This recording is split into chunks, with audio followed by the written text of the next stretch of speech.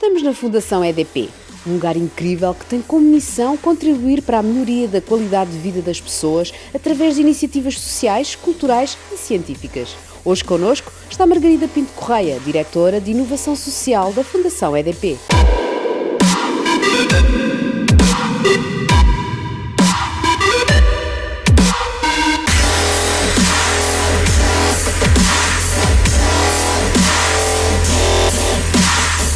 Bom dia, Margarida. Olá. Bem, obrigado por ter aceito o nosso convite aqui na Juice Academy.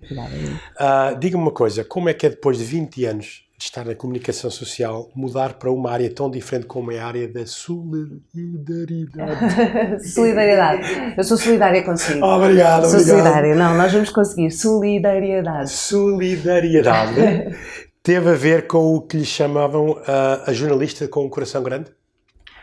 Não sei.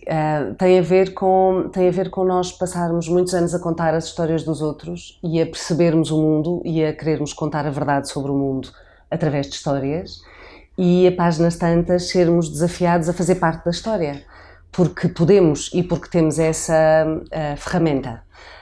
Eu fui desafiada para me envolver num projeto maior, que era a Fundação do Gil, e achei que era a altura certa para não estar em dois campos ao mesmo tempo.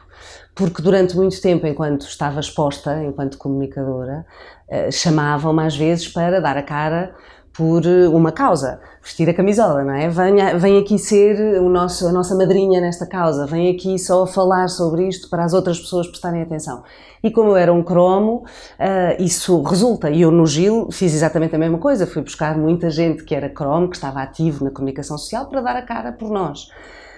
O que aconteceu ali na transição foi eu perceber que já não me chegava só a contar a história, que precisava de pôr hands-on e de fazer alguma transformação.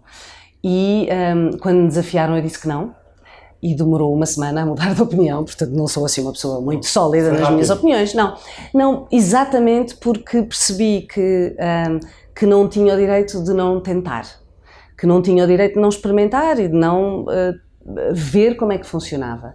E se não funcionasse, punham-me fora, não havia problema, não tinha ali um contrato para ficar, só que fiquei 9 anos, e obviamente peguei no projeto, fui-lo crescer, pô-lo no mapa e sobretudo, acho eu, usei os meus skills de comunicação, os meus contactos, a minha capacidade de contar a história para pôr aquele problema de que não se falava, porque era um problema cego, oculto, que era o problema social das crianças que têm problemas de saúde também, não é?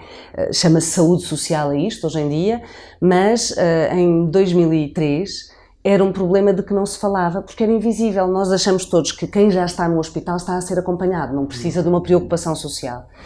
Acontece que quem já está no hospital pode não ter forma de sair de lá, porque não tem condições para voltar para casa, ou porque não tem casa para onde voltar, ou porque não tem família, ou porque é de fora de Portugal e está cá a tratar-se apenas, como é o caso dos PALOP, que vêm muitas vezes tratar-se a Portugal, ao abrigo dos acordos de saúde, para depois voltar para o seu país.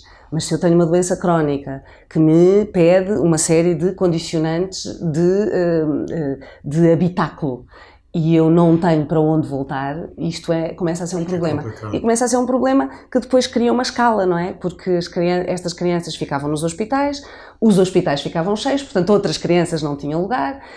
Se as crianças saem para a casa de familiares, estão permanentemente a voltar à saúde, portanto há aqui um problema também de custos para a saúde, há um problema de gestão escolar, porque estas crianças, se estão permanentemente internadas, não progridem na escola, e portanto tudo isto era um assunto que não se falava. Havia umas pequenas tentativas, havia alguma atenção, toda a gente tinha muito carinho, mas não evoluía.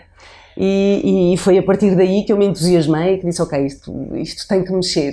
Posso fazer alguma coisa, posso dar a minha parte, não é? Então, o que prova que não importa a idade que se tenha, não é? Estamos sempre a tempo de mudar e sair da nossa zona de conforto. Para conseguirmos evoluir, também gosta de tirar as pessoas da zona de conforto? Gosto muito de tirar as pessoas da zona de conforto, não necessariamente para o mal, mas para as desafiar. E faço isso com as minhas equipas e acredito que isso é absolutamente até necessário para uma boa gestão de equipa.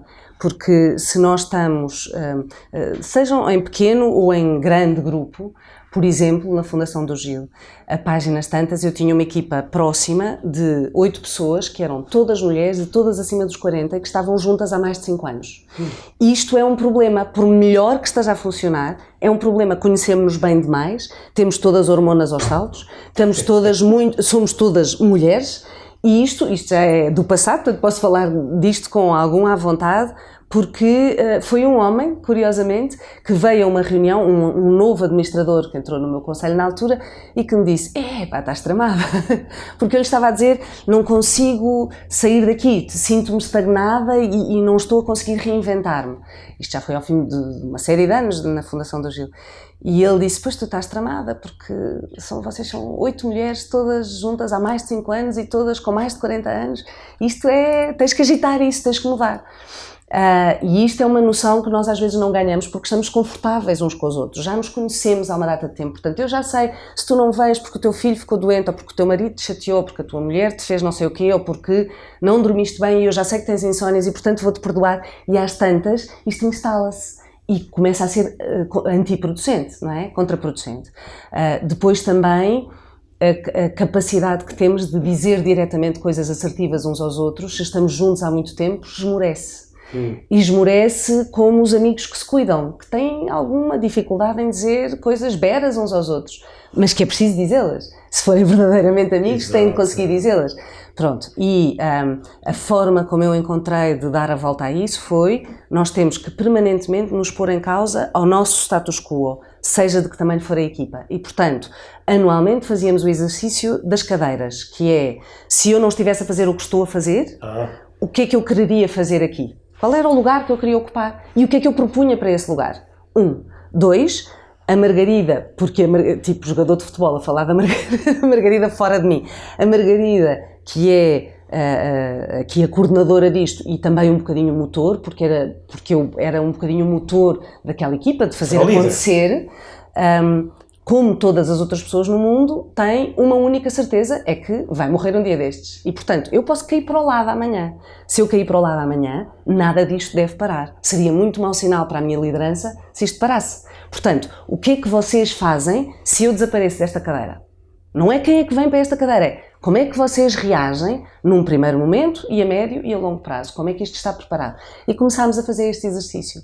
Não foi fácil por cerimónia. Não foi fácil por cuidado, não foi fácil por instalação. E é muito engraçado porque eu aprendi isso ali e obviamente depois trouxe para aqui, para a Fundação EDP, com a minha equipa, fui fazendo, já tive uma equipa maior, agora tenho uma equipa mais pequena e tento fazer isso, se com mais ninguém, comigo própria. Que é, se eu não estiver aqui amanhã, está tudo preparado para ficar sem mim, sim ou não? E se eu mudasse agora de sítio, para onde é que eu ia? E, portanto, voltando à sua pergunta, não acho de todo que haja uma idade para ser confortável. Eu tenho 53 anos e a partir de janeiro vou começar a fazer outra coisa dentro deste mesmo ambiente, mas vou mudar de área. E é um desafio. Se eu tenho medo, claro que sim, mas o medo também é uma energia que nos empurra, não é? Como é que se supera o medo de não conseguir alcançar uma meta ou algo que se propõe? Porque o que acabou de dizer agora, nas empresas é isso, as pessoas ficam cómodas, as empresas ficam cómodas, os produtos ficam confortáveis. E isso às vezes é um enorme problema para a liderança. E depois aparecem as tecnologias ou novas empresas e a pessoa fica para trás. Não é? Portanto, o que acabou de dizer é muito atual em muitas pessoas e em muitas empresas, não é? E sobretudo para as empresas que já estão instaladas, frente à nova geração. Já nem são os millennials, são os Z. Que é uma geração que quer experiências e que quer estar permanentemente a experimentar coisas. E se eu tenho uma empresa formatada para lugares que ficam e que crescem numa carreira completamente expectável, vou ser profundamente interessante para novas gerações. Portanto, o que é que acontece? Eu meto gente nova e formo-a e dedico horas a formatá-la para fazer o que eu quero e ela ao fim de 2 ou 3 anos diz, ok, já aprendi, já tive aqui o que queria, agora vou-me embora para outro sítio, vou para uma startup. E isto é um problema das grandes empresas, as consultoras estão a tê-lo, as empresas grandes como a EDP estão a tê-lo e estão a reagir e estão a criar novas formas de circulação, de mobilidade, de experimentação de outras áreas, porque se são grandes empresas têm muitas áreas. Inclusive tempos livres e voluntariado, não é? Que não são coisas nem incompatíveis nem brincadeira. Se assim fossem, não estavam hoje a ser dados fundamentais nas medições de impacto e nas medições de sustentabilidade do grande mundo. Quer dizer, o índice Dow Jones tem um índice Dow Jones de sustentabilidade. As empresas que estão cotadas no Dow Jones podem também candidatar-se ao índice Dow Jones de sustentabilidade.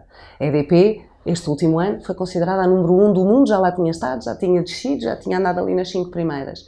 Porquê? Porque se dedica a isso, em termos de medir o seu impacto, de perceber a satisfação da sua comunidade, de perceber o que é que está a promover nos seus colaboradores para perceberem o mundo, gerando sustentabilidade. A sustentabilidade não é só eu fechar a água quando lavo os dentes, não é? É uma coisa muito maior que tem a ver com a nossa atitude diária. Onde é que comemos, o que é que comemos, o que é que vestimos, quantas vezes compramos, como é que nos deslocamos, como é que nos relacionamos, o que é que fazemos da vida e o que é que esperamos dela. É engraçado porque nas empresas a gente vê os resultados, cota de mercado, o que se ganha, o que se perde, etc. Na solidariedade, o PL, o balance sheet, é diferente, não é? E às vezes, como é que se sente essa que estamos a fazer moça? Não procuramos fazer moça. Eu diria que... Progredir, como é que estamos a ter resultados?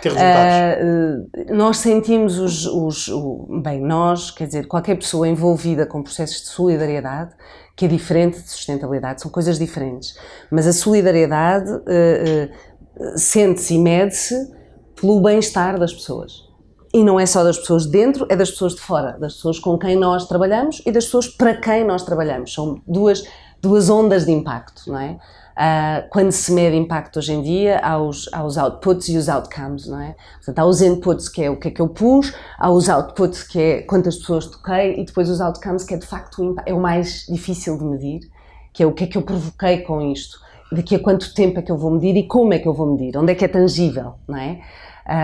Se a empresa tem uma atitude de disponibilidade interna, de disponibilidade dos seus para o exterior e de promover que os seus se construam como cidadãos ativos no mundo, independentemente da empresa, já estará a ter um impacto enorme que é mais difícil de medir. Mas por isso tem que ter imensos parâmetros, tem que ter imensas ações mesuráveis, não é?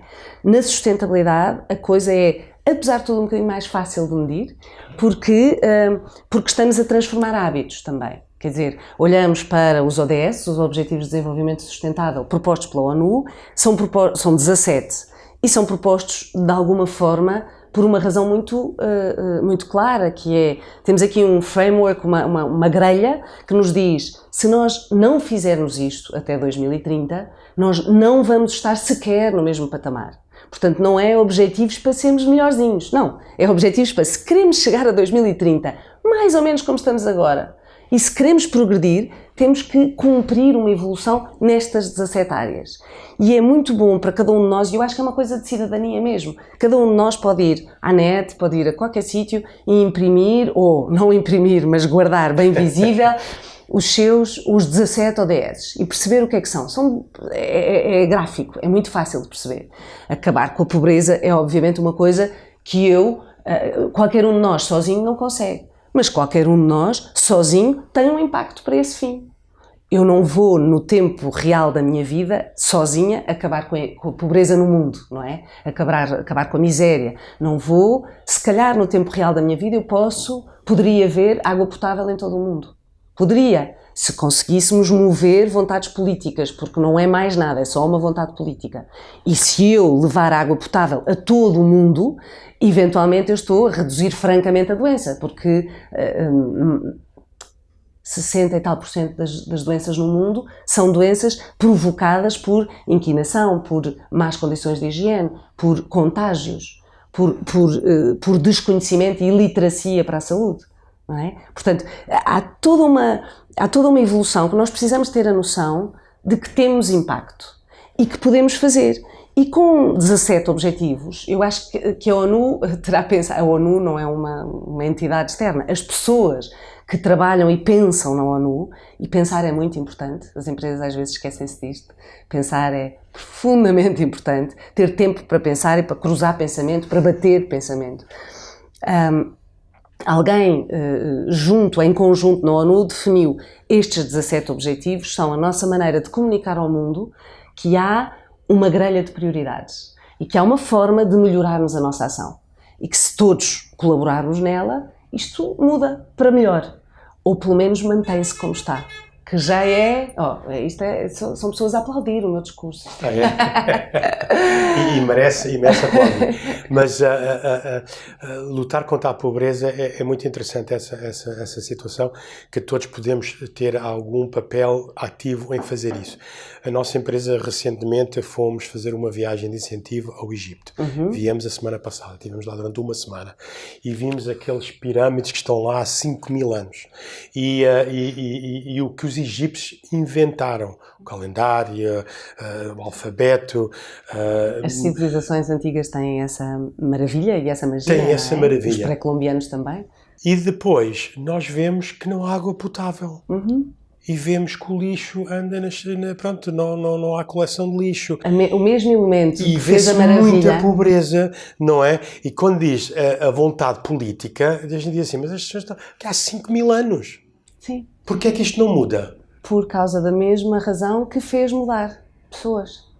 Nós somos este bicho estranhíssimo, não é? Todos os outros animais no mundo, conhecidos, todos os outros animais no mundo reagem de uma forma previsível e de uma forma instintiva e natural. Se eu tiver um alarme de fogo na savana, todos os animais vão correr na mesma direção. Correm juntos e correm na mesma direção. E se for de noite, correm numa mesma direção. Sabe são qual é? Solidários. Não, correm na direção do sol, por instinto. Mas são solidários, vão São todos juntos e avisam uns aos outros. Protegem-se e seguem. Se eu tiver um alarme de fogo neste momento aqui, qualquer um de nós vai funcionar de maneira diferente. Qualquer um de nós. Uns ficam muito calmos, outros dizem é só se calhar um alerta, outros vão desatar a correr e largar tudo, outros ficam a recolher toda a gente e a saber se está tudo bem, outros ficam a recolher as suas carteiras para não perder o bilhete de identidade. Qualquer coisa. Cada um de nós reage de forma diferente. E por isso é que depois conseguimos fazer coisas brilhantes como toda a matemática e o conhecimento astrológico, astronómico, científico, até de saúde das antigas civilizações, e conseguimos fazer horrores como o Holocausto, qualquer uma das guerras, todas as destruições étnicas ou tudo o que se passa ainda hoje em dia.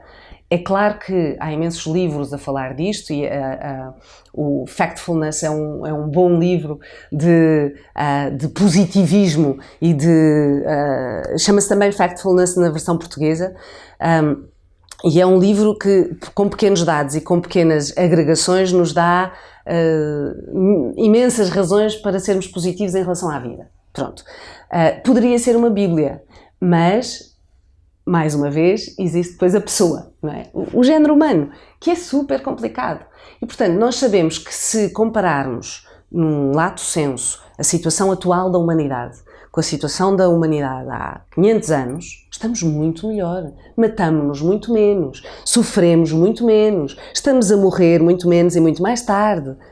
Mas isso é se compararmos com há 500 anos. Mas nós não queremos comparar com há 500 anos, nós queremos comparar com hoje. Não podíamos estar muito melhor? Podíamos. Não podíamos ser muito melhores seres? Podíamos. Temos capacidade para isso? Temos. Mas também temos um lado negro enorme, um lado de ambição, um lado umbilical, egóico, que quer tudo para si e que tem essa capacidade racional. Portanto, o nosso maior inimigo somos nós próprios. Somos nós próprios e você tem aqui uma frase na porta quando a gente entra para o gabinete, do Paulo Freire, que diz a educação... Como é que é? A educação é não educar as pessoas, mas educar as pessoas para agir, não é? E eu vejo essa situação. Por exemplo, eu estudei no liceu no Canadá e falo muito disto. A gente, para ter o diploma do high school, precisamos passar 30 horas em voluntário. Então, Community service é uma coisa que as escolas internacionais em Portugal têm como obrigatória para as suas notas serem lançadas Correto. no final do ano. Sim. Portanto, como é que se inspira as pessoas para criar esses hábitos na voluntariedade em Portugal ou no resto do mundo? Cria-se com educação e com exemplos. Não chega só dizer às gerações mais novas, vocês é que vão ser a mudança, vocês têm que fazer. Temos que dar o exemplo e é walk the talk, não é? É fazermos também qualquer coisa por isso. E, portanto, falar sobre isto, fazer este tipo de posts sucessivamente e de intervenções e de partilhas para que as pessoas acordem um bocadinho e pensem, não, espera, isto também tem a ver comigo, não é se eu não fizer nada não faz mal, não é verdade. No caso da Fundação EDP, nós aqui na Inovação Social temos um programa que se chama Escolas Solidárias, que está disponível para todas as escolas no início do ano letivo e que no último ano letivo teve uma adesão de 530 escolas, que é um universo mais ou menos de 50% das escolas do 5º ao 12º ano, portanto mais ou menos dos 10 aos 18 anos. E o que é que este programa faz? Faz a introdução à abordagem comunitária dentro da escola. Temos uma plataforma online, através da qual os grupos de alunos podem ir dando os vários passos na direção de construir bem um projeto social. E o primeiro passo é olhar para a sua comunidade e perceber que respostas é que não existem, o que é que falta ali, o que é que está errado. Perceber o que é que já existe, o que é que pode ser complementado. Porque não serve de nada, e isso é uma tradição que nós temos, infelizmente, a cultura do vou fazer eu para parecer bem e, portanto, eu quero os meus pobrezinhos, porque isso mantém os pobrezinhos, não é? As pessoas que dizem os meus pobrezinhos já está um bocadinho errado, não é? Por muita caridade que tenham, por muita boa vontade que tenham, estão a manter um status quo para manter a sua bondade à vista dos outros. E o que nós precisamos é de analisar o terreno, perceber qual é a necessidade, o que é que está a ser feito e bem feito, eventualmente pode ser replicado ou só reforçado, ou o que é que não está a ser feito e que nós temos que inventar. E é extraordinário porque os alunos das escolas secundárias deste país, não só secundárias, como disse, é do 5º ao 12º ano, têm uma capacidade, uma liberdade de pensamento e de invenção que não corresponde à dos adultos. Claro, não é? ingênuo. Porque para eles é tudo possível. É tudo possível e, portanto, fazem. E, portanto, têm, de facto, reações e têm, de facto, mudanças e conseguem coisas incríveis.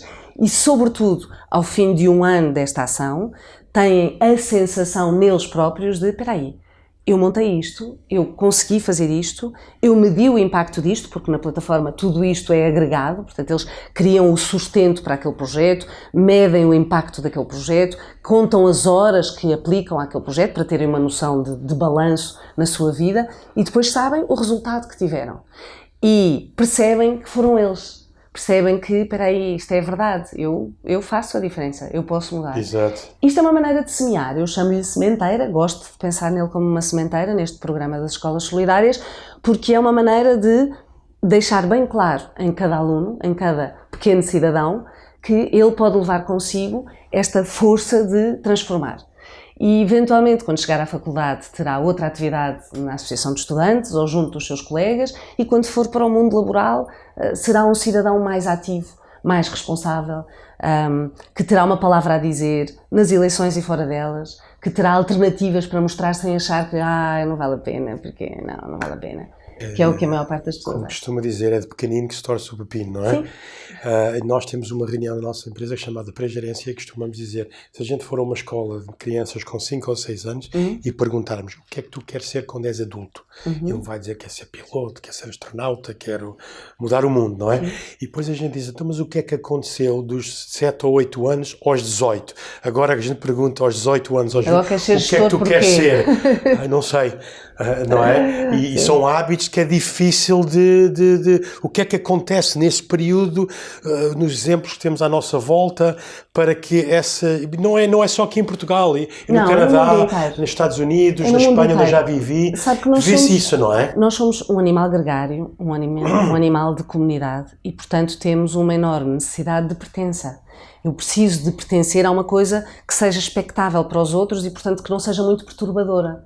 E se eu pertencer aos outros, é mais fácil. Se eu disser que quero ser uma coisa que os outros sabem exatamente o que é mais confortável para todos. Se eu disser que quero ser arquiteto, ou médico, ou engenheiro, ou gestor, eu estou a ser confortável para todos.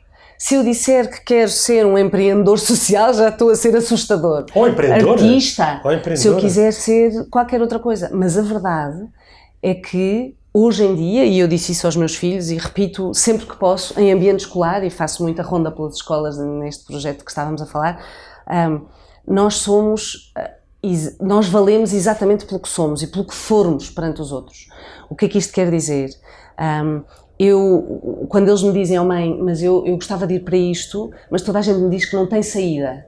Eu digo, hoje em dia, no mundo tal como eu o conheço, hoje em dia, não há saídas certas. Hás tu como saída. Tu existes como saída e é a tua complementariedade, a tua unicidade, a forma como tu construires várias camadas de conhecimento é que te vai fazer sobressair num mundo de milhões e milhões de pessoas com acesso a tudo num clique, não é? Nós temos todos acesso a imenso conhecimento, obviamente, conhecimento bom, conhecimento mau, conhecimento errado, conhecimento trivia que não é aprofundado, mas temos todos acesso a imensa coisa.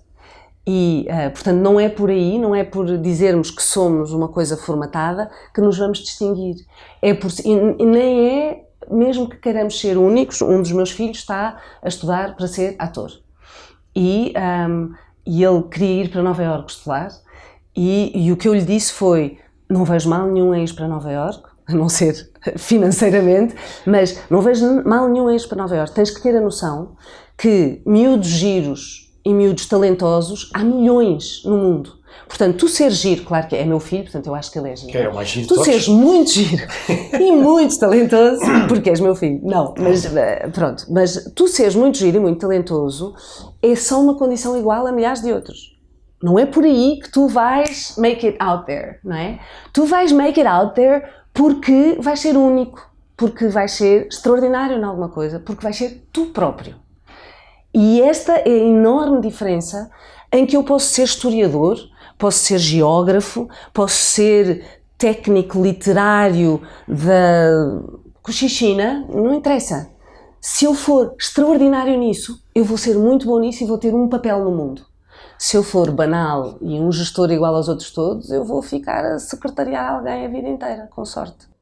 Mas eu digo isso, a mesma situação aos meus filhos, mas com uma diferenciação. Eu digo-lhe a eles, tu queres ser único e diferente, pratica, treina, cai, claro, levanta-te claro, complementa-te. E treina muito, porque como é que a gente chega àquela situação? Hard work, não é? E eu acho que hoje em dia, na sociedade, a gente é tudo muito bonito, temos muita informação, mas esquecem-se como é que temos que filtrar essa informação. Especialmente, como disse agora a Margarida, que gostamos de pertencer.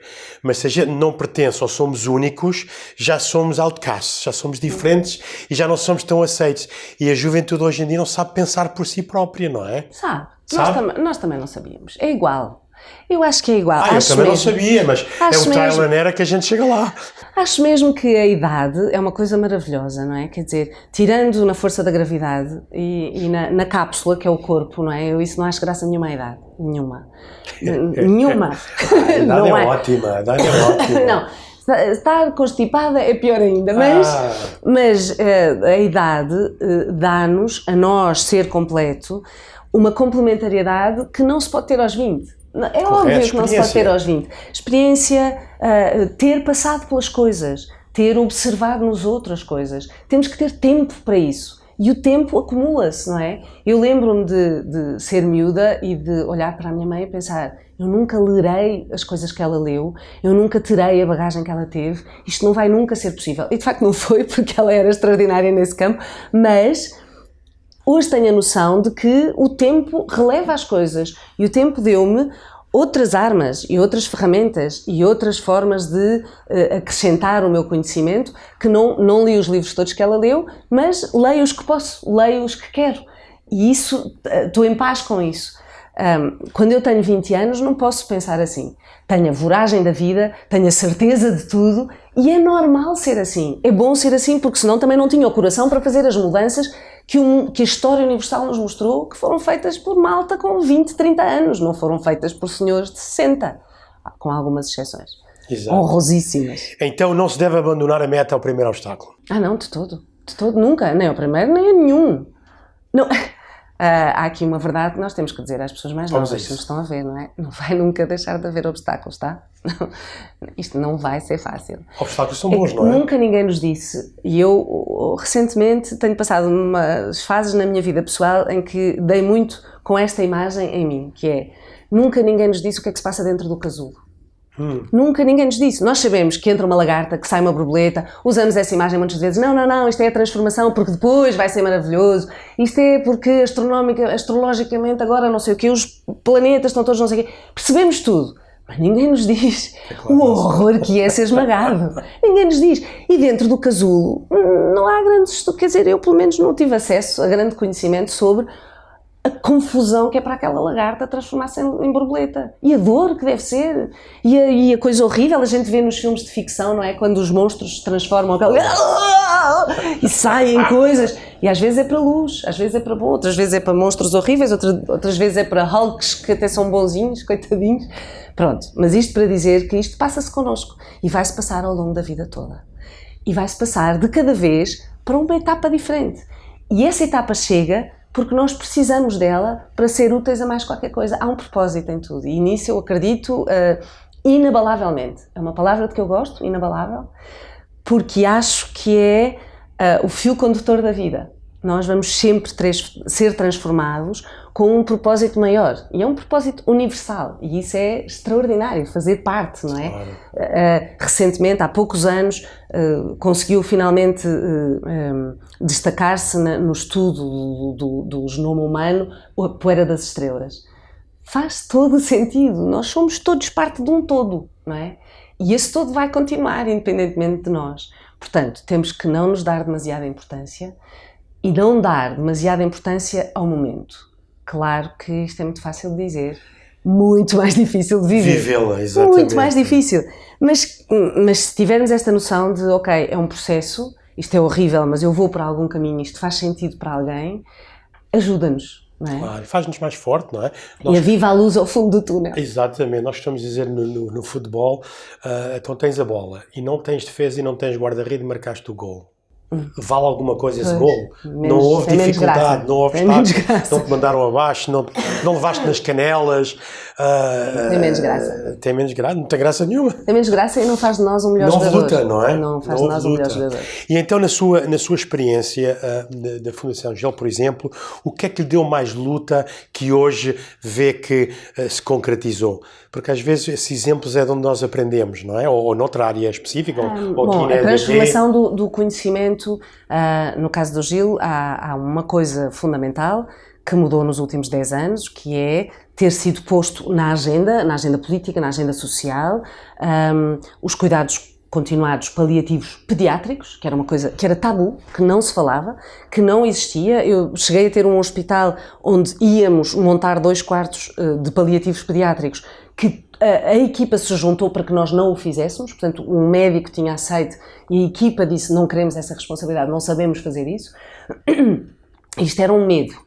E hoje em dia é uma realidade, há conferências, há artigos, há livros publicados, há pessoas a liderar, há um mestrado no ISCTE sobre isto, há pós-graduações a acontecer nas faculdades. Portanto, estamos francamente à frente a pensar, ok, há cuidados continuados, há cuidados paliativos pediátricos, há um problema social acoplado à saúde, não podem ser dissociados, porque cada vez que nós descuramos o lado social de qualquer problema, estamos a criar ondas de impacto negativas na saúde, mas também na justiça, porque criamos marginalidade, portanto ficamos com problemas nos braços da justiça, na educação, porque criamos incapacidade de acesso ao ensino, que é contra os direitos humanos e a legislação portuguesa, e portanto há ondas de impacto que são brutais.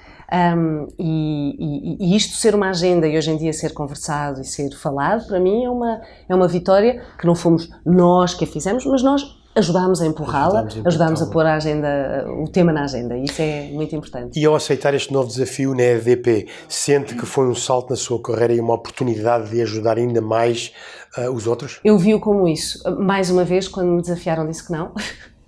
Mas uma semana não é um não assim muito forte. Mas foi exatamente o mesmo processo, é muito engraçado. 9 anos depois, quando me desafiaram para a Fundação EDP, eu disse, não, eu não posso deixar o Gil. Portanto, aqui a noção era outra, não era, não, eu não sei fazer isso, era, não, eu não posso deixar o Gil. E depois pensei, eu tenho que poder deixar o Gil, será muito mau sinal se tudo o que eu tiver feito não sobrevive a mim. E, portanto, eu tenho que poder deixar o Gil, mas posso fazer aqui uma geringonça, que é fazer o número do jogador de futebol, que é eu vou, mas levo o passe. E então o que fiz foi, eu vou, mas durante 2 anos quero apoiar a Fundação do Gil. E, portanto, vou com esta condição. E a Fundação do Gil... Preparou a sucessão? Não, preparei um apoio financeiro da Fundação EDP à Fundação do Gil. Ok. Pronto, que foi obviamente validado, não foi uma coisa cega, não foi uma coisa diferente das outras, porque nós somos hiper exigentes nas métricas que pedimos, no acompanhamento que fazemos, na gestão acompanhada de qualquer investimento social que façamos. Não damos dinheiro, não somos patrocinador, não somos sequer, nem gostamos de ser o financiador, somos o investidor social, que é diferente. Eu dou dinheiro para um projeto porque acredito nele, mas ajudo a formatá-lo e a melhorá-lo e depois acompanho a sua gestão. E só dou as tranches à medida que vão sendo cumpridos os objetivos. E, portanto, esta é uma forma de ação que me é à Fundação EDP básica e fundamental para que ajudemos também a comunidade de investidores, de empreendedores sociais a progredir. E isso tem acontecido muito. Nos últimos 5 anos, a realidade social em Portugal mudou francamente. Mudou muitíssimo. Porque passou a ter uma escolaridade completamente diferente. A crise fez essa transformação. A crise económica em Portugal fez uma transformação extraordinária no mundo social. Acordou muita gente, não é? Criou, como em todas as crises, criou oportunidades. Houve muita gente de 40, 50 anos que ficou desempregada e que, enquanto não arranjava emprego, fez ações de voluntariado em instituições, em associações, em PSS, ONGs, que não tinham uma capacidade de gestão, nem tinham uma formação académica superior. Tinham uma pessoa que era, nós chamamos-lhe a brincar, um monotécnico, que é a mesma pessoa que atende os telefones, que faz o plano de marketing, que apresenta as contas no fim do mês, que faz o fundraising e que muda as fraldas, não é? Quer dizer, que abre a porta. É um multitask, que às vezes existe mesmo, quer dizer, há pessoas que fazem isto sozinhas nas instituições pelo país todo e de repente tiveram este acrescento de técnicos que vinham com formação superior e que podiam dar uma noção de plano financeiro, de crescimento, de scaling ou não scaling, de sustentabilidade, de otimização de recursos, sinergias com outros projetos, que era uma coisa que era anticultural na caridade em Portugal, cada um tinha o seu umbigo muito bem coberto e era muito bonzinho, mas não partilhava meios, não partilhava a gestão de recursos. E isso era danoso, não é? E neste período de haver cada vez menos, foi necessário fazer isso. Tu tens a carrinha, eu tenho a piscina, então vamos buscar juntos as pessoas que precisam de vir para aqui fazer terapia. E isto passou a acontecer, por um lado. Por outro lado, houve fornadas e fornadas de recém-formados das universidades que saíram para um mundo de desemprego, nessa altura. E esses começaram a criar projetos. E muitas vezes eram projetos dos problemas que eles viam nascer que nem cogumelos na sua comunidade. E, portanto, criaram respostas com uma cabeça completamente diferente, completamente livre, de 20 e tal anos, mas muito sistematizada, com processos muito claros, porque vinham a sair da academia e, portanto, vinham com um mestrado em cima e a pensar de uma forma muito organizada.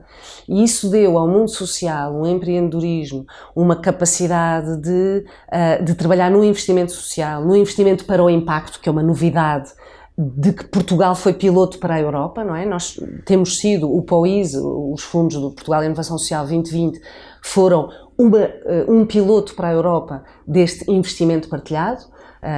Eu tenho a ideia, vou buscar 30% a um investidor e se eu conseguir isso o Estado dá-me 70%, perante o outro, e eu depois tenho que provar que tive impacto para ser ressarcido deste dinheiro e não ter que o devolver. E isto é, grosso modo, uma forma estimulante de eu não fazer uma coisa só porque me parece bem. Eu tenho que estudar claramente, eu tenho que justificar que ela é necessária e depois eu tenho que continuar a justificar que ela está a ter impacto e que vale a pena. Porque há uma das coisas que nós não temos na nossa cultura é a partilha do erro. Temos uma dificuldade enorme em comunicar o erro. E essa é das coisas fundamentais para progredir. Ou aceitar o erro, não é? Bem, aceitá-lo, sim, logo. Para começar, eu errei, é difícil. Nunca fui eu, Eu não é? errei desta forma, atenção que eu fiz isto, não façam igual, é inaudito. E isso é absolutamente necessário fazer. Aliás, há um português, um grande marketeer, que começou a fazer o Fail Summit, que é uma espécie de TED Talk, mas de falhanços. E que é extraordinário, ótimo, é extraordinário, ótimo. porque é útil para empresas, para amigos, para famílias, para resoluções sociais. E isso é uma condição sine qua non para ganharmos tempo na progressão.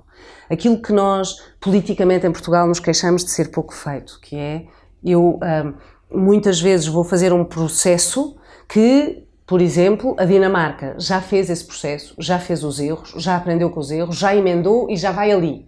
E eu vou começar aqui e vou começar tudo igual. Não, eu tenho que ir ouvir, Exato. chamar as pessoas, consultar e progredir diretamente, fazer um bypass. Por que não? Mas para isso é preciso que alguém comunique o erro, não é? Nós aqui em Portugal, eu já vivi em vários lugares e é essa a situação que eu vejo, mas isto já está solucionado, porque é que não copiamos? Sim. Não é nas empresas... Mas é uma evolução, estamos a evoluir. Nas eu empresas, sou muito positiva não é? em relação a isso. E eu também, por isso estou cá. A gente vê a Coca-Cola, já tem, vamos copiar a fórmula deles. Há o McDonald's, aparece o Burger King, não é? Há o Uber, agora aparecem outros. Correto? Já está feito. E tem sucesso, não é? Nós também temos uma fundação e às vezes temos grande dificuldade em entender a diferença entre a solidariedade ou a caridade, ok? Tivemos alguns projetos em África e às vezes a gente vê, olha, eles usam a bicicleta como táxis, vamos arranjar bicicletas, e depois vemos que as bicicletas estão ali paradas, ninguém faz nada com elas, querem o dinheiro, Sim. não é? Como é que se luta contra... Bom, há aí várias coisas nesse exemplo. Há várias coisas. Uma delas é a primeira de todas, que é fundamental e que existe neste processo das escolas solidárias, que é perguntar. Nós temos que auscultar o terreno e falar com as pessoas. Não podemos presumir que sabemos melhor que os outros. Nunca. Havia aquele exemplo dos escoteiros, do Baden-Powell, que foi o fundador do escotismo, que dizia: tens que fazer uma boa ação todos os dias. E a boa ação, o exemplo no livro de base do escotismo era: ajuda uma velhinha a atravessar a rua. Ora, eu não posso obrigar a velhinha a atravessar a rua, eu tenho que saber se ela quer atravessar a rua, se é boa altura para ela atravessar a rua, se há algum impacto em ela atravessar a rua mesmo que ela não saiba, e tenho que lhe perguntar se ela pode, se ela quer, começar por aí, perceber qual é... Se eu quero ajudar verdadeiramente, não posso ser um robô não pensante. Então, se eu chego a um território qualquer de pobreza e quero, e eles têm qualquer sistema a funcionar e eu quero ajudar, eu tenho que lhes perguntar o que é que lhes faria melhor. Porquê é que vocês não vão à escola? Porque nesta altura do ano são as colheitas e nós vamos colher o arroz, vamos para a apanha do arroz. Isto acontece na Guiné. Então, se calhar, eu preciso é de encontrar máquinas debulhadoras que poupem tempo a estas mulheres e meninas e que elas possam ir à escola. Mas para isso eu tenho que trabalhar com a comunidade, tenho que perceber com a comunidade se isto está certo, tenho que perceber com a comunidade como é que eu convenço os homens grandes das tabancas a deixar que as meninas vão à escola, que isso não seja depois uma guerra, não é? Não posso chegar lá de branco pela lei e dizer eu é que sei, vou fazer assim. Mas depois de fazer isso e continua na mesma? Acompanho, aprendo, percebo, eu não posso nunca dar dinheiro e vir embora. Não posso nunca dar dinheiro e vir embora, porque cada um tem uma relação com o dinheiro completamente diferente. E o dinheiro não é projeto. Dar dinheiro não é projeto. A caridade, repare que a caridade não tem nada de errado, é só profundamente insuficiente. Se eu tiver uma pessoa com fome, a minha fome, e lhe der pão, não estou a fazer erro nenhum, estou-lhe a matar a fome, mas amanhã ela tem fome outra vez. Portanto, eu estou a prolongar o problema, não o estou a resolver. O que eu devia tentar fazer, que é a nossa missão aqui na inovação social, é interromper ciclos de exclusão. Eu tenho que interromper o ciclo. Porque se eu continuo a dar o pão, ele vai continuar a ter fome amanhã, não é? Se eu continuo a dar o cobertor, ele vai continuar a ter frio amanhã, e etc, etc, etc. Quer dizer, estes exemplos, o peixe, a cana, os exemplos estão lá todos. Eu só transformo verdadeiramente se eu criar fórmulas de transformar na origem o problema. Se eu criar formas de gerar emprego, gerar sustento, gerar alternativas. E para isso eu tenho que ser, claro, inventivo, empreendedor, tenho que acreditar, não posso esperar que esteja tudo bom amanhã, tenho que ter investidores que alinhem comigo. E por isso começaram a nascer business angels para o lado social, que fazem um investimento contra impacto. E daí se chamar, foi criado pelos ingleses primeiro, já foi replicado cá, já foi replicado na Itália, os Social Impact Bonds, fundos de impacto social. O que é que isto é? São fundos em que eu arranjo um investidor e esse investidor, há várias nuances aqui, várias fórmulas, mas uma delas é o Estado permite que isto aconteça, portanto imagino que eu dou dinheiro para um projeto, o projeto segue o seu caminho e se provar verdade e se ele tiver de facto tido um efeito, o Estado paga-me o que eu investi, ok? Também há o impacto medido como compensação, que é, eu estou a fazer um projeto, alguém investe em mim e a sua contrapartida é que haja impacto na comunidade. Portanto, se eu transformar, se estes alunos deixarem de ter dropout escolar, deixarem de fazer abandono escolar e houver aproveitamento, então o seu investimento terá sido bom no meu projeto e quero é que eu o replique, que eu o aumente. Pronto, e isto tem que ser medido, não é? Tem que haver sempre uma responsabilidade muito maior do que a bondade. O que deixa com um sorriso na cara? Quase tudo. Quase tudo, já vi. Às vezes a forma como sou esmagada. Eu rio-me da vida e é o que mais me ajuda a pôr-me de pé. Que é, eu tenho o riso do cáustico, do sarcástico, não estou a acreditar nisto. Eu não acredito que isto não está a acontecer. Mas é assim que eu o digo, não é? E é natural em mim, isto já é genético, portanto esta parte não são louros. Okay. Eu nasci assim e portanto é muito irritante para muita gente, mas é uma forma que me ajuda. Eu não sou um sempre em pé, vou abaixo e também fico angustiada, claro. Acontece. Ai, sim. Mesmo com o sorriso na cara? Sim, mesmo com o sorriso na cara. Mas o sorriso na cara ajuda-me a dizer, ok, eu estou em baixo. Também é preciso ter este reconhecimento. Eu estou numa fase frágil, eu estou em baixo, eu preciso de me proteger, que é uma coisa que nós temos imensa dificuldade em fazer. Temos dificuldade em pedir ajuda, temos dificuldade em proteger-nos, temos dificuldade em dizer, ok, agora não é? E há alturas em que é preciso criar uma carapaça, defendermos, dizermos, ok, eu não posso ser sugada agora, portanto vou-me proteger de alguma maneira. Nem sempre sabemos fazê-lo, nem sempre o fazemos bem, mas vamos progredindo, vamos aprendendo. E eu tenho isso, obviamente, não é? E vou-me abaixo e volto para cima. Mas volto para cima agarrada a isto, que é, às vezes também tenho, e isto é uma coisa que é muito dos meus pais e da minha educação, que é, não tens o direito de ficar lá em baixo, porque tens ferramentas que cheguem para vir para cima. Exato. Portanto, não tens o direito. Não é fácil, nem sempre é no primeiro dia. Às vezes sinto muito mal por estar, agora, por exemplo, só aquela coisa, estou tão doente. Mas não tenho o direito, porque de facto, quer dizer, de que é que te queixas? Exato. E portanto, tenho que fazer este balanço de tens direito a queixar-te, mas não te queixes demasiado. Dá um pontapé na coisa, reage e procura. Porque se não procurares, não são os outros que vão procurar por ti, não é? A gente tem que fazer a nossa própria evolução. Nós nascemos e morremos sozinhos. E estamos cá com um caminho, que é um caminho para os outros, com os outros, muito influenciado pelos outros, obviamente, mas ninguém se vai responsabilizar pelo nosso trajeto. E quando nós morremos, e eu lido com a morte assim, e obviamente que é, infelizmente, lidei com muitas mortes muito próximas e de pessoas muito boas, que me estavam muito próximas e de que eu gostava muito. Mas a maneira como eu lido com essa morte é com o rastro que as pessoas me deixaram, não é? E, portanto, quando eu olho para trás numa pessoa que se foi embora, que não está aqui fisicamente, que não está aqui no abraço que eu gostava de ter ou no sorriso que eu gostava de ter, penso, mas o que é que esta pessoa me deixou? Falo com ela, eu tenho muito... E alguma vez respondem? De alguma forma? Sim. Com intuição?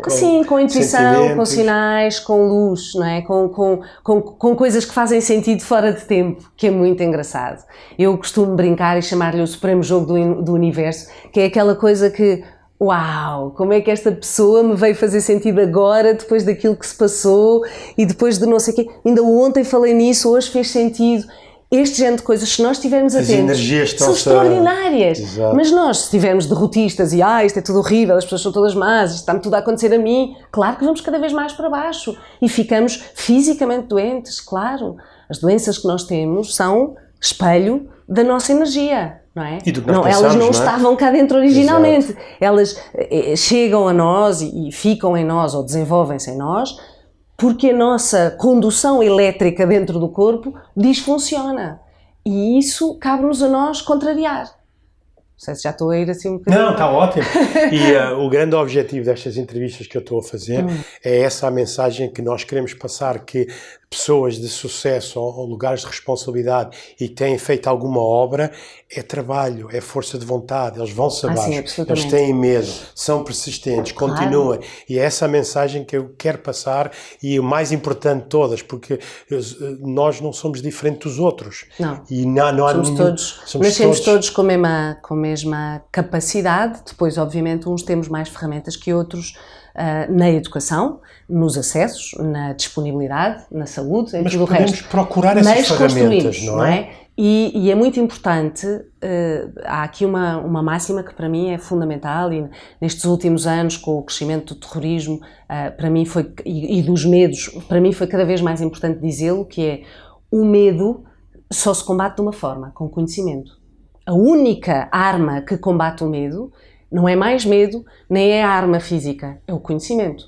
Porque só se eu souber verdadeiramente é que posso combater o facto de ter medo. Só isso é que me resguarda do medo. E isso não quer dizer que nenhum de nós tenha medo, várias vezes, de várias coisas. Do seu estado físico, dos outros, do seu não conhecimento, da sua progressão na vida, dos saltos no escuro, que também damos e que não sabemos para onde é que vamos. Mas isso só se combate se estivermos disponíveis para ir buscar mais bagagem, não é? E só assim é que damos a volta a esse medo. Como a minha avó dizia, Deus tem, dizia, não há mal que para bem não venha. Isso. E a gente, quando nos acontece isso, temos de ver porque é que isto nos está a acontecer. Exato. Não é? Vai-nos levar para patamares ainda mais altos. Qual é o melhor conselho que já recebeu e quem lhe deu? Pergunta fácil. Não, pois não, nada fácil. Eu já recebi muitos bons conselhos de muito boa gente, tenho esse privilégio. E tenho alguns mais perto, outros mais longe, tenho o privilégio de ter pessoas a quem posso pedir conselhos, não é? Mas este lado da resiliência é um lado que já me foi deixado por alguns dos meus bons mestres, que são bons amigos, e eu acredito que a resiliência e a perseverança são duas palavras que são bons conselhos em geral. Para quem nem sequer esteja familiarizado com a resiliência e com a perseverança, vão procurá-las, look them up, e vejam o que é que elas vos dizem. Às vezes é assim mesmo um anjinho pousado no ombro, porque é tipo, quando nós procuramos uma coisa, ela depois traz-nos outras, não é? Isto puxa-se por uma ponta do fio e vêm várias. Por isso, deixo o desafio. Não é uma pessoa, foram várias, mas a resiliência e a perseverança são duas coisas que, francamente, farão a diferença na vossa vida. E que atividade ou hábito ou rotina tem que adora fazer, mas acha que é um absurdo? Como se eu fizesse... eu sou muito absurda. Eu faço imensas coisas absurdas. Eu tive o privilégio de... A minha avó paterna era de uma aldeia ao pé de Santarém, Tremês, chama-se Tremês essa aldeia. E eu passei lá os fins de semana todos da minha infância, e quando não era lá, os meus pais faziam muito ir para fora cá dentro, portanto eu conhecia o país todo a reboque dos meus pais. E sempre herdei da ruralidade esta coisa maravilhosa de cumprimentar toda a gente. E a gente passa na rua e diz boa tarde. E portanto eu na cidade faço a mesma coisa, que às vezes é estranho para os outros, mas faço isto. E faço outra coisa que é cantarolo. Eu canto. Eu adoro cantar. E cantar faz um bem à alma extraordinário. Às vezes não faz bem aos ouvidos dos outros. No meu caso, eu acho que não é muito agressivo para os ouvidos dos outros, nunca tive essa queixa, mas cantarolo distraidamente, ou seja, eu estou sempre a cantarolar, já várias pessoas próximas me disseram que eu era o seu rádio, não é? Porque por qualquer coisa me lembra uma canção, qualquer parte da conversa, e vou na rua a andar a pé e vou a cantarolar. E, portanto, às vezes acontece que estou mesmo distraída nisso e percebo que alguém está a olhar. E e pronto, não fica assim, fica fica ridículo. Quando andava de moto, eu andei muitos anos de moto, e depois com os miúdos deixei de andar porque não dava jeito, mas acontecia-me isso muitas vezes nos semáforos, não é? Que era estar no semáforo, Estar a cantar. não é? Tudo contente, e de repente olhava para lá e estava alguém noutra moto a olhar para mim, tipo, yeah. Imagina que temos uma máquina do tempo, ok? E o que diria a Margarida com 18 anos? O que é que eu lhe diria? Sim. Deixa eu falar para ela. Ela está ali com 18 anos, foi há 5 anos atrás, não é? Há bocadinho. Mais ou menos. Foi mesmo só há bocadinho. Eu diria-lhe coisas horríveis. Diria que... não sei. Diria que és mais... vales mais a pena do que isso. Não troques tudo. Não te troques por tudo. E ser mais firme nos teus desejos. Diria isso. Ok, ótimo, porque muitas das pessoas com 18 a 20 anos estão naquela onda, o que é que eu vou fazer, o que é que eu quero fazer, sim, o que é que as pessoas vão pensar do que é que eu vou fazer. Eu preocupei muito com os outros e com o bem-estar com os outros próximos, não é? Com os meus pais, com a minha família, com as minhas pessoas, e fiz muitas das primeiras decisões em função disso. Abandonei alguns sonhos nesse processo, que depois recuperei, não os abandonei por completo, mas já vieram coxos, não é? Já vieram como complementos e não como prato principal. A vida, mais uma coisa que os velhos podem dizer, a vida são sliding doors de facto. Nós estamos sempre a fazer opções e temos que estar ok com isso. Eu, quando optei pela esquerda, já não desci a escada do metro, já não apanhei aquele metro. Paciência, não é? Mas é uma opção e, portanto, tenho que valorizar a opção que tomei. Não é? Porque senão vou estar o tempo todo só a queixar-me do que não fiz. Exato. E eu lido bem com o que não fiz. Não deixaria, porém, e faço isso com muita gente nova, ainda agora tenho a Academia Girl Move, traz todos os anos dezenas de jovens moçambicanas para Portugal que ficam em famílias de acolhimento. Eu tenho uma jovem psicóloga de 22 anos em minha casa a viver comigo. Tenho conversas muito engraçadas com ela, porque ela é um bocadinho uma eu há 30 anos, e o matching foi perfeito, nós damos-nos muito bem, e portanto eu dou por mim muitas vezes a fazer isto, a dar o conselho ao meu eu de 20 anos, exato. Mas a ela, e portanto é mais útil do que a mim, não é? Porque a minha é só um exercício, já não vai fazer nada. A ela pode ser que ainda deixe. Então vamos lá para a distância, lá muito para a frente, a Margarida com 80 anos. Isso não sei se vai acontecer. Vai acontecer, sim senhora. Mas então. o que é que eu lhe diria? Faz o bem, o resto vem. O que é que eu lhe diria? Sim. Ao meu eu com 80 anos? Ou o que é que gostava que seja a Margarida com 80 anos, olhando para trás e dizer, olha... Gostava de ser uma velhota bem disposta. Desculpe, mas agora com 80 anos já não se é velho. Já não se é velho. Eu tenho um espelho agora e tenho 53. Mas isso... Essa é outra. Não, eu acho jovem. horrível o preconceito invertido, que é quando deixamos de poder dizer coisas só porque já não se diz. Eu, quando tiver 80 anos, obviamente que não vou ser jovem. Pode ser jovem de espírito, mas isso é o que eu vou ser. Sim. Agora, eu fisicamente, a minha cápsula vai ser mais velha, tenho 80 anos, não há nada a fazer, eu tenho 50 e vejo-me. Portanto, ok? Sou eu. Ok. Eu aceito eu, mas eu não vou. Pronto, mas sou eu. Pediu-me um exercício de o que é que a Margarida diria à Margarida dos 80. Exato. Então, para já, chegaste aos 80, uau! Maravilha. Nunca esperei. E depois, se já estás a parar, não pares, por favor, porque enquanto há vida é mesmo para aproveitá-la. Muito bem. E então, se tivesse que escrever um cartaz ou uma palavra, ok, ou com uma frase para espalhar pelo mundo inteiro, ok, qual seria e onde é que eu colocaria o cartaz? Uma palavra? Uma palavra, uma frase, uma ideia. Sorrir sempre. Não, sorrir sempre vem com cada um. Já não me chega. Já não me chega de sorrir sempre. Há coisas muito importantes. Sorrir sempre. Sorrir não é sempre. Sorrir quando é natural. Não é sempre. Porque sempre será falso. Nós não estamos sempre a sorrir. Mas, não sei, há tantas boas frases que já foram escritas e ditas. Só tem opção de uma. Eu sei. Estava a tentar sair das outras. Eu acho que uma frase para os outros verem tinha que ser uma frase muito mais incisiva. E seguramente, tu fazes a diferença.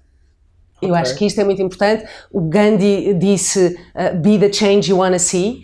É um bocadinho isto, mas eu hoje em dia dou um passo atrás disso e faço isso permanentemente, faço isso muito com as escolas, que é ter a certeza que sai dali com cada uma das pessoas que eu toquei, tem a noção que a sua atitude hoje faz a diferença para as pessoas à sua volta e, portanto, é um impacto. E tu fazes a diferença todos os dias. Quando não fazes nada, fazes imensa diferença pelo nada que fizeste. Quando ficas quieto, quando não vais votar, quando não dizes que não, quando não dizes que sim, quando não dizes que está errado, quando não dizes é bom, fazes imensa diferença pela força que não deste ou pela coisa que não paraste. Excelente. E, quer dizer, nenhum tsunami se faz com uma gota d'água, mas são as gotas d'água todas juntas que fazem um tsunami. Tudo depende de ti. Excelente. E tem algum livro que lhe marcou ao longo destes 18 anos? Imensos. Esta última semana 3 pessoas diferentes falaram do Factology e eu há bocadinho falei dele, gostava de voltar a falar dele, porque é escrito por um sueco. E acho que se ele eu só o tinha folheado, não o tinha lido, tinha o tipo aquele livro que a gente vai lá de vez em quando e lê umas coisas, e não o tinha lido de uma ponta à outra. E em contextos diferentes, no espaço de 8 dias, 3 pessoas completamente diferentes me falaram deste livro. Portanto, eu acho que agora nos próximos 8 tenho que eu falar a toda a gente. Estava a energia no ar, estava a energia. Factology, chama-se assim, a versão portuguesa também. Procurem, porque está à venda por todo lado. Muito bem, muito bem. Por acaso, a nossa fundação também investiu agora num filme chamado A Dimensão S com Peso e Medida, de onde queremos levar a mais de 1 milhão de crianças nas escolas de aprender a comer, e se calhar pode haver aí sinergias também entre nós, porque está em 530 escolas, e pode ser muito, muito interessante, claro, porque mudar os hábitos é fundamental. De pequenino. Eu vejo as minhas netinhas, quando a gente lhe fala em sopa, elas até correm para o mais longe possível. Não querem a sopinha. São mafaldinhas. Mas criámos aí umas cançõezinhas com sopinha e divertidas, com atores muito, muito consagrados, e vai ser muito divertido. Okay. Onde é que as pessoas podem conhecer melhor também a Fundação? E a Fundação EDP. E a ser voluntários? Alguns projetos, a Fundação EDP, podem procurar online no site da Fundação EDP, procurar em inovação social, e aí têm acesso aos nossos projetos. Alguns projetos têm cara própria no Instagram e no Facebook, como o Escolas Solidárias, como o Arte Pública, que é um processo de levar street art para o mundo rural, para dinamizar as populações rurais. E esse é extraordinário, lindíssimo e já com muito impacto, e portanto chama-se Arte Pública, Fundação EDP, os Escolas Solidárias, claro, as Orquestras Energia, que estão a transformar Trás-os-Montes com o conceito de orquestra aplicado à retenção escolar e à transformação dos alunos. E depois eu diria que, para além da Fundação EDP, onde podem ver todos os projetos que nós apoiamos, procurarem também por vocês próprios o que é que vos mexe, o que é que vos revolta.